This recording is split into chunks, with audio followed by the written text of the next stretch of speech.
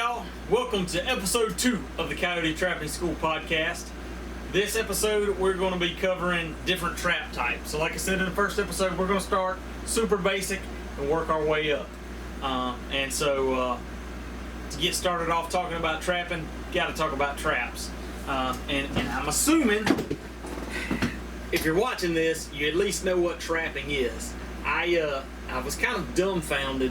I was taking in college. I was taking a speech course, and one of those things you have to take. I wasn't pumped about it, but one of the speeches that I was going to give was on trapping, and so I think we had to give the speech on a Monday, and so Friday we were supposed to get up and give a preview or at least mention the topic that we were going to be discussing, and so I got up and told everybody that I was going to be talking about trapping, and this girl, dead serious, asked me what trapping was, and it caught me so off guard. I didn't really know how to explain it. I never given, in my naive little mind and world, I've never given thought that somebody might not know what trapping is. So for these purposes, trapping is using some kind of device to catch and restrain an animal. That kind of sounds bad, but it is what it is. Catch and restrain an animal, hold that animal until the trapper gets there to either dispatch or release the animal. And there's several different methods, several different ways you can do that. One way is with live traps, box traps, cage traps. I am not a huge fan, I'm not a huge user of cage traps, except for doing nuisance work and nuisance wildlife removal. For me, they are not. It's not really advantageous. They take up too much space, and they're too big and bulky to be used day to day on the trap line. There are some instances where it can come in handy, and then I know in some states, you are limited. Trappers are limited to cage traps. So and I think there's a couple states out west, Colorado and maybe Arizona or New Mexico, maybe Arizona. But I know there's some guys that run big cage trap lines specifically for bobcats.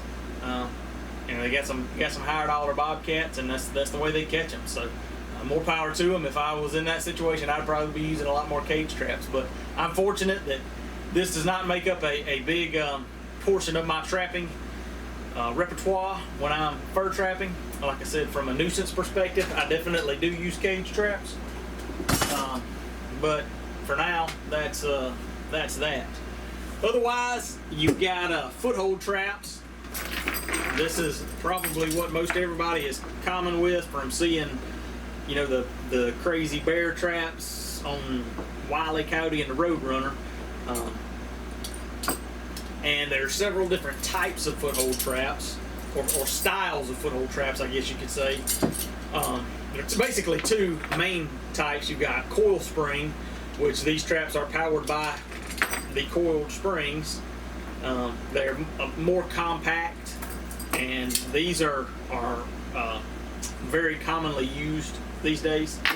Then you've got long spring traps, and that's what these are. These are the springs on the sides, kind of the typical antique bear trap style trap that people may think of.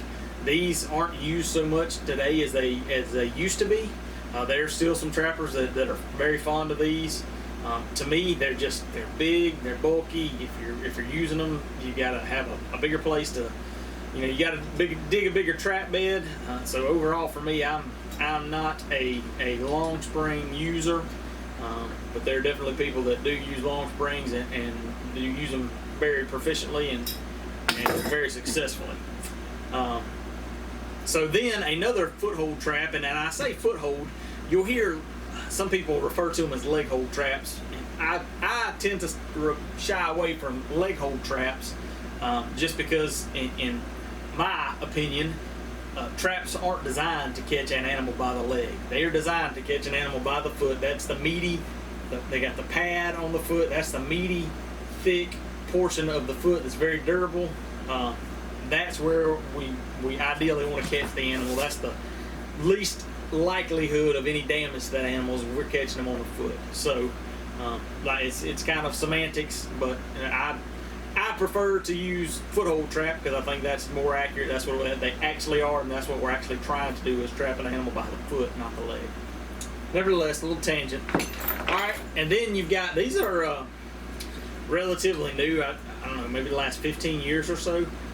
Maybe 20 probably is when dog-proof traps first started coming out. But these are a raccoon trap. They'll catch other animals, but they're primarily used to target raccoon. And they're designed to target raccoon, catching them by the foot. The raccoon actually has to reach into this hole, and the original ones, they had to pull the trigger. So that would prevent a dog, for one, this is pretty small for a dog to get his foot in. But two, if a dog were to come up and he wants to get at it, he's going to push. The trap's not going to fire as long as he's pushing. Now there are styles of trap, and this trap is one, the Z-trap, that has a push-pull trigger. I'm a fan of that. Dogs, like I said, are not an issue on my trap line, and I want to maximize my opportunities for catching a coon. And so I want, if that coon sticks his hand in here, I want it to fire whether he's pushing or pulling. So we'll talk more about specifics, but that's those are dog-proof traps, another style of foothold trap. Then you've got body gripping traps, or Conibear traps. And these traps are designed to catch an animal by the body, ideally behind the head and under the chin, on the neck. And these are traps designed to dispatch the animal when they're caught, so a pretty quick, clean kill. And these traps range in size, and with all of these traps, they range in size from a small weasel trap, up to a wolf trap. And so that's one of the huge keys in trapping, is matching the trap size to the animal that you're targeting. But these, back to these Conibears, these are designed, they're set so that an animal passes through, either sticks his head through the square or sticks his head through no matter what, but he may not intend to go all the way through, but in some cases, go all the way through, and of course when they trip that trigger, it fires and catches them and dispatches them quickly, and they're there for the trapper to retrieve then. Then lastly, you've got snares, and these are aircraft cable. They have a one-way lock on them. Some snares are designed to not dispatch an animal, and some snares are designed to dispatch an animal. So you hear people talking about cable restraints, and I'm not super familiar with snares. My snaring experience has been largely with beavers, because snaring is not legal in Georgia, except for beavers. So that being said, there's some states that have cable restraints legalized, and essentially if you look at a snare and a cable restraint, it's the same device. They just have something that prevents, and in some cases it's the trapper's responsibility to not allow that animal to get entangled in anything, so that cable device dispatches the animal. Conventional snares are designed for an animal to go through, and majority of them to be dispatched when they're caught. It's got a swivel on an end, and the snares typically are a one-time use item because of the aircraft cable. They have a high tendency to kink once an animal gets caught, and kinking makes the action not near as smooth, but it also can weaken the cable. So that's kind of a basic rundown of your different trap types: cage traps, foothold traps, Conibear traps, and snares. And like I said, the trap size dictates, or the animal that you're targeting dictates what trap size you want to use. So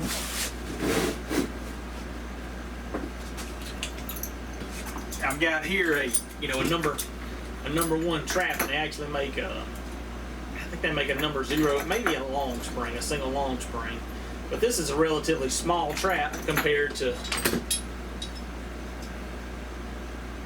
think this is a 3N. Yeah, this is a 3N, so this is a double long spring number 3 trap. There's a pretty big size difference there, and so like I said, for as trappers, it's our responsibility to try to catch an animal and keep that animal in a humane away as possible. And the best way of doing that is matching the trap to the animal.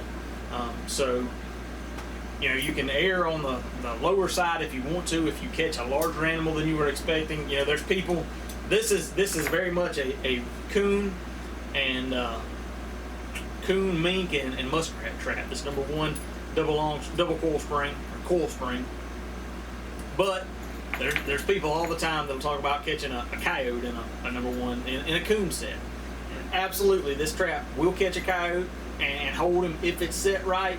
I would never set this for coyotes, but you're not gonna see any damage from catching a coyote in this trap. You're not gonna see any damage to the animal. He's liable to tear your trap apart, but because this trap is undersized for that animal, you're not gonna see any damage. Versus, this may be a little bit of a bad example, but in most scenarios, I'm not gonna set this big number 3 size trap for a coon. There is a possibility that I could catch a coon, and it's if you were setting it specifically for a coon, I'm muddying the water, I know, so I apologize, but you could set this for a coon if you were in a drowning situation. So if you're trying to dispatch the animal by drowning, and that's a whole another can of worms that we'll get into, but if you're trying to dispatch the animal by drowning, this would not necessarily be a bad trap. It's a little bit overkill. But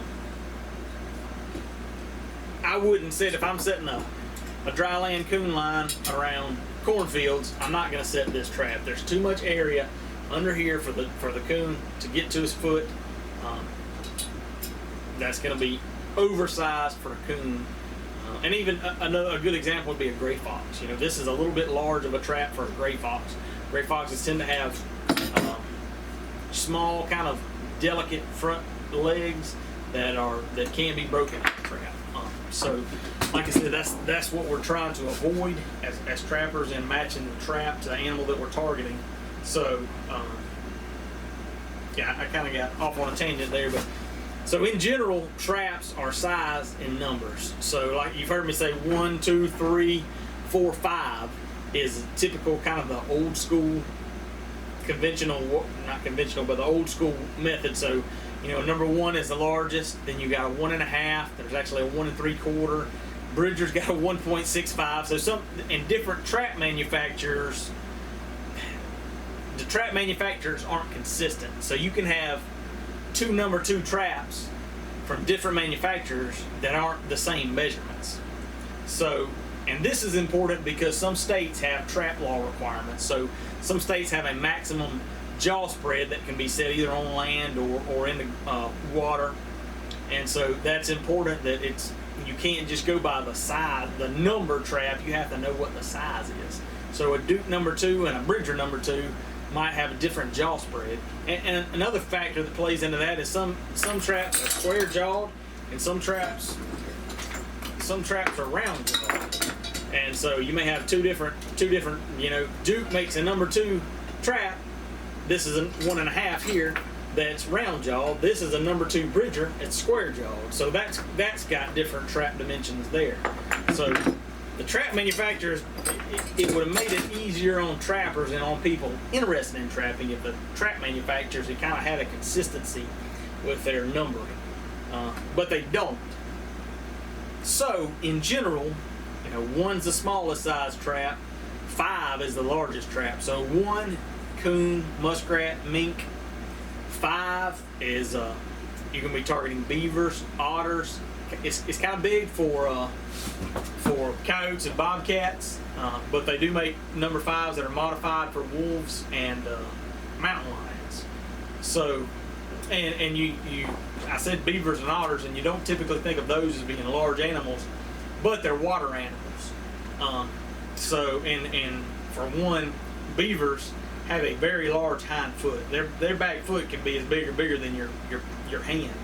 So they can very much fill up a number 5 trap. And then otters, being water animals, and you're typically setting those in drowning situations anyway, so you're getting a quick dispatch on an animal. Otherwise, if you were trying to catch an otter and not drown it, not dispatch it that way, but trying to hold it alive until you got there, you would move towards something smaller, like a number 2 size trap. So I kind of got sidetracked there, but so like I say, a 1.5 size trap would be mink, muskrat, coon. 1 3/4 coon, fox, and bumping up on the edge of coyotes and bobcats. When I first started, I caught my first coyote in a number 2 Duke. But then as I progressed up, buying other traps, I bought a couple dozen 1 3/4 Victor modified traps, and that was my exclusive coyote and bobcat trap. And a lot of guys in my area did and still use that trap.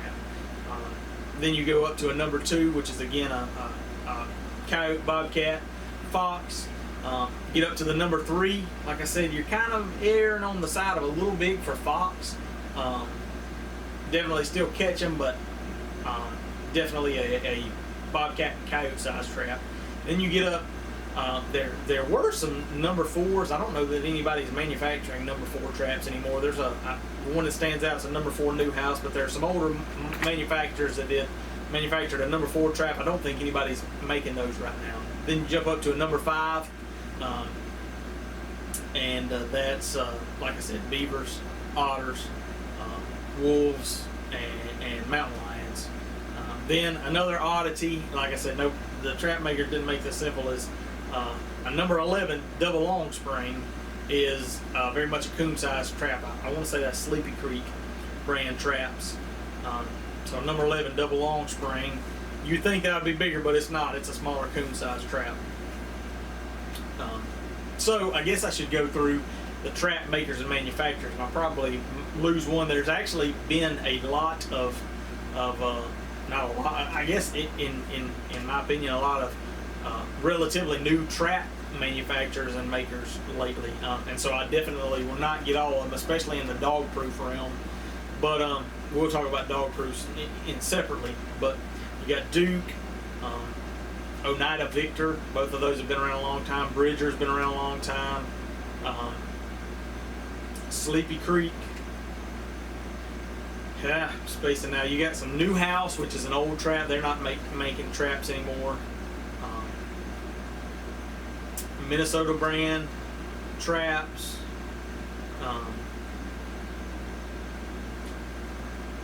There's KB.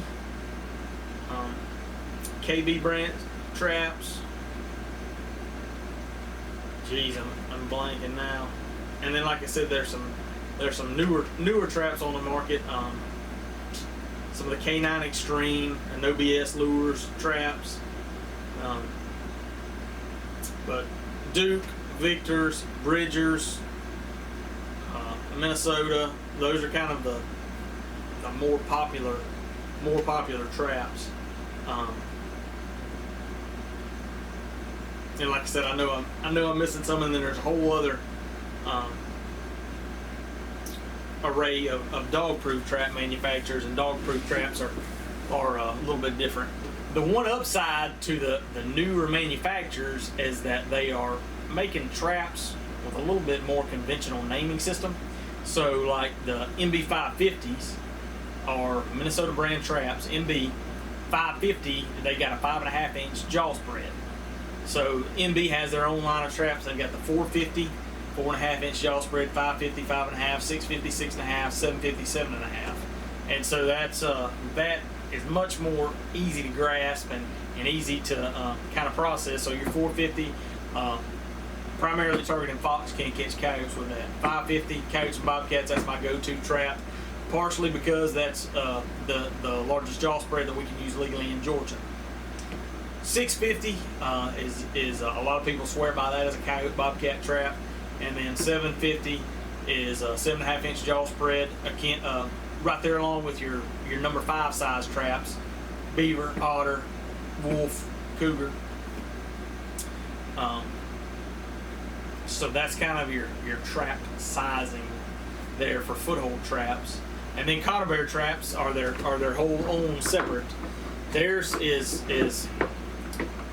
there's not as much variation, it seems. All the Conibear trap manufacturers kind of stuck with a fairly consistent sizing, but it's not necessarily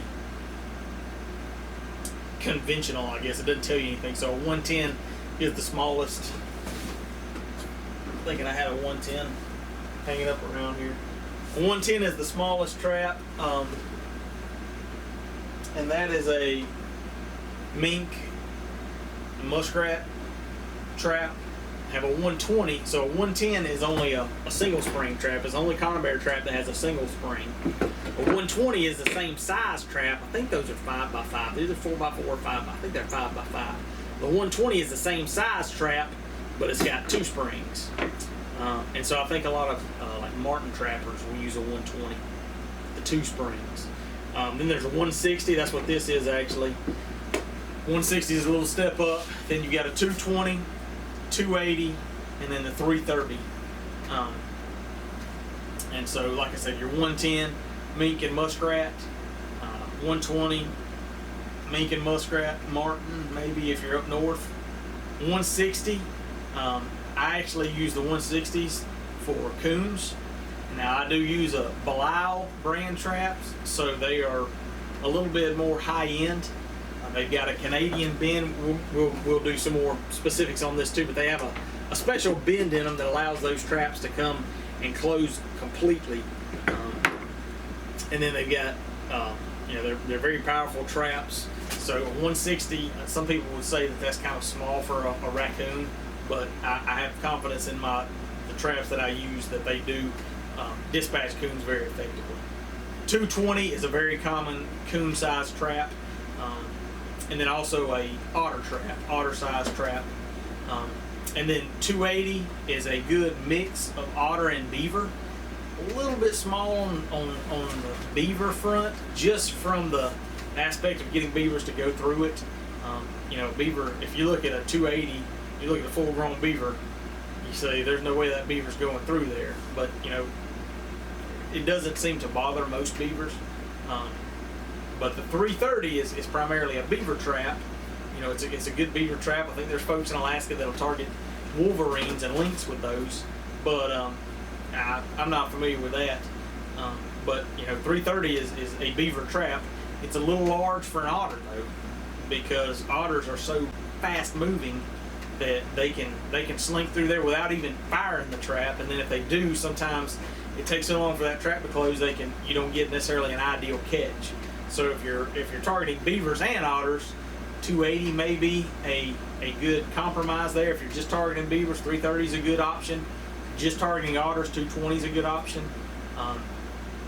You can catch beavers in the 220. I've done that. Like I said, you look at a 220 and you look at a beaver and think, what the heck was he thinking? But that's kind of a general rundown for Conibear trap brands. You've got Duke, Bridger, Belial,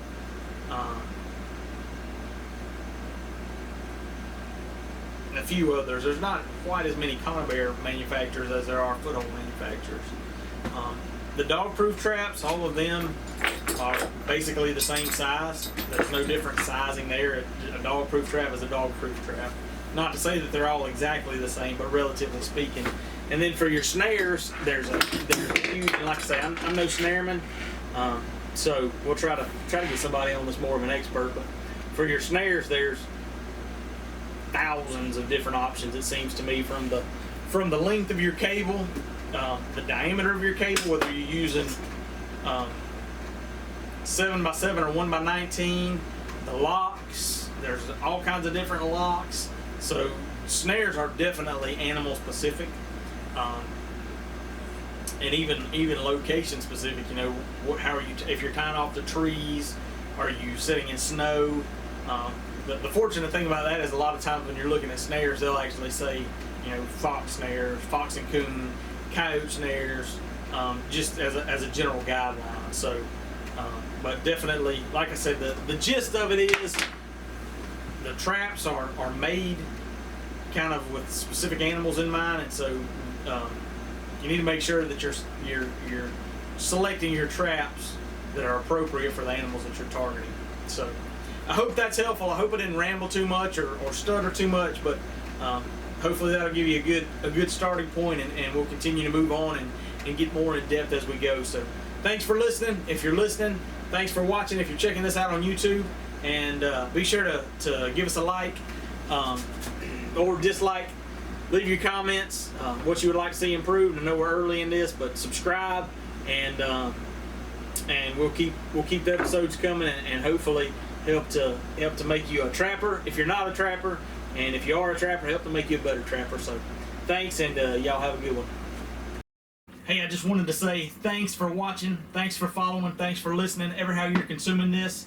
And if you want to show some support, I appreciate your support of just watching, leaving comments, and interacting with me. If you want to show a little support and help support the podcast, the YouTube channel, and the trapping endeavors, and us bringing you the content, be sure to go to CoyoteTrappingSchool.com. We've got an online store there where we have some Coyote merchandise. So if you need a lucky trapping hat, we got you covered there. If you need a little more luck on the trap line, got some Coyote Trapping School hats, shirts, gloves, bags. We also carry some Minnesota trap line products, baits, lures, and urines. Top quality stuff that I use on my trap line every year, and also sell those in packages. So if you're interested in getting started and you don't really know what baits or lures to use, you can buy one of the packages that we've got, that I've got kind of pre-selected. That's a great starting point to get out there and start catching game. Also, if you're new to trapping and want to learn more about it, want a clear, concise, and central location to learn how to do it, the Coyote Trapping 101 course that I put together takes you from start to finish, from the bottom up. So far, what gear you need, how to set a trap, where to set traps, and how to set your traps, and even what to do after you catch your animal, your coyote, skin it, marketing your furs, and all that. Like I said, all that's in one central location. If you're tired of trying to piece together and part together YouTube videos and forum comments and different things, go to this one central place. Soon we'll be adding different species: raccoon, bobcat, beaver, otter, fox, to try to make that a well-rounded trapping library, not just specifically coyote trapping, but if you're interested in trapping, that's the place that you can go to and watch the videos that you need when you need them on your time, and learn specifically how to get started trapping. So be sure that's also on the website at Coyote Trapping School. Be sure to check that out, and I appreciate y'all following along. I appreciate the support, and I hope y'all are killing it on the trap line. Good luck this season.